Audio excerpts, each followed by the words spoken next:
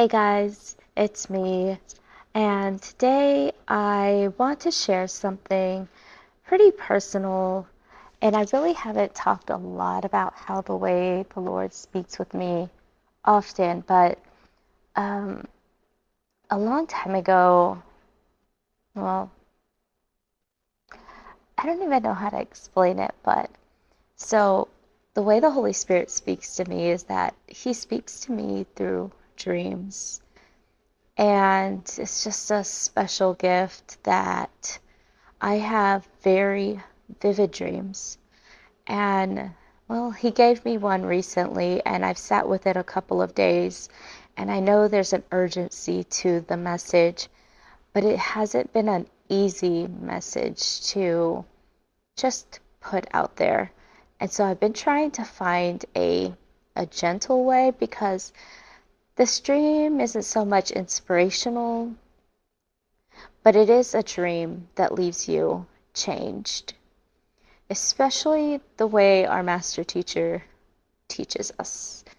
So he loves to share with me stories, and in those stories, they're like parables, just like in the Bible, but these are in dreams. And so this is what he shared with me. So in this dream, I saw a mom, much like us, doing things that are familiar, feeding her children, taking care of them, all the normal things that moms do. But in this dream, something shifted really dark. And meal after meal, this mother was slowly poisoning her child until one day that child died.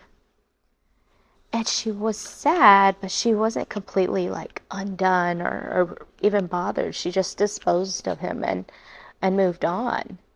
And the husband came home and he asked about him, and she simply just kind of, oh, he's, he's no longer here, and just left it at that. And I was completely shocked at what I was seeing. And I asked the Holy Spirit, why would you show me something so like morbid?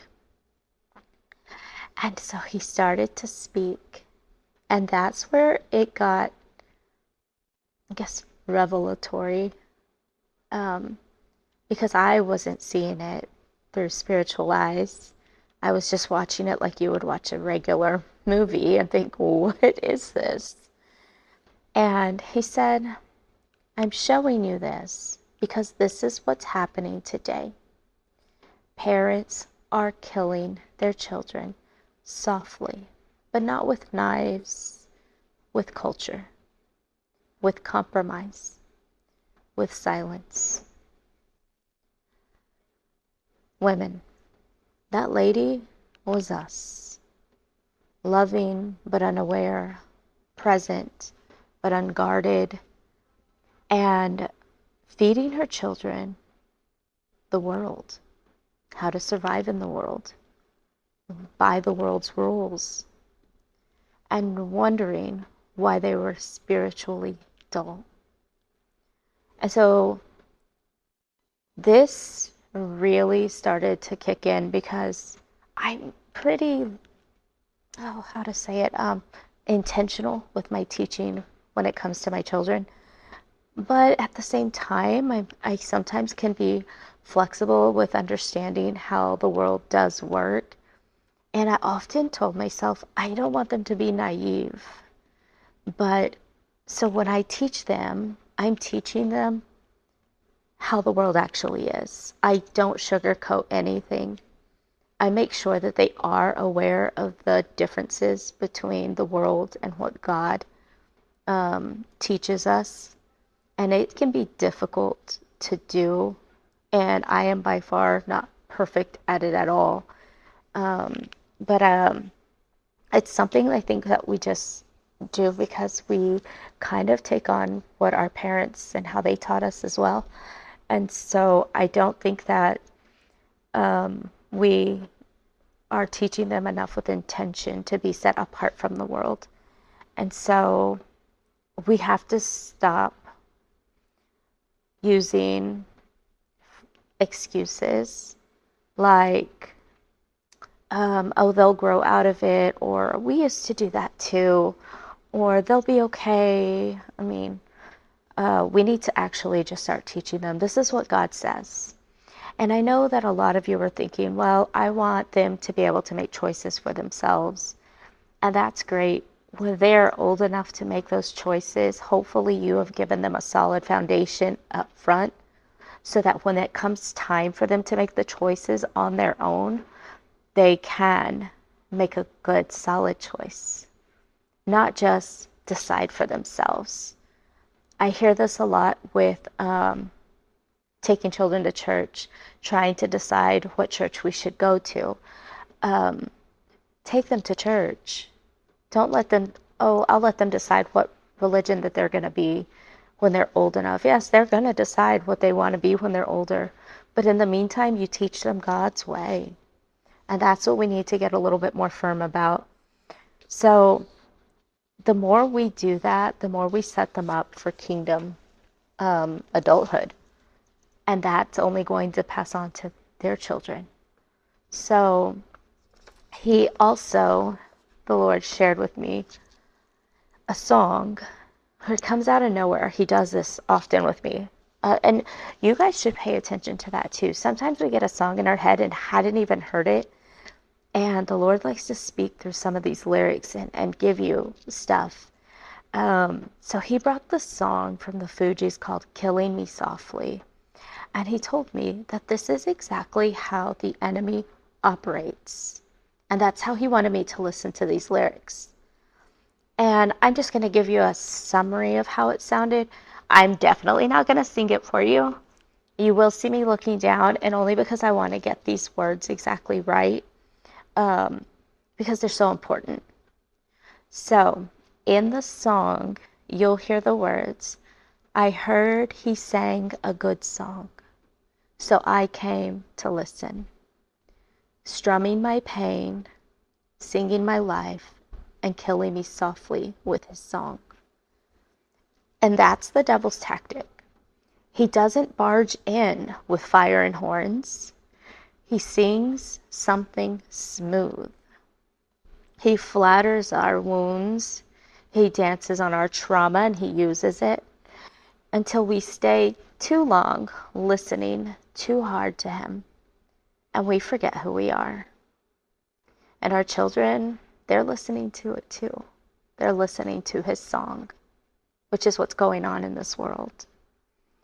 So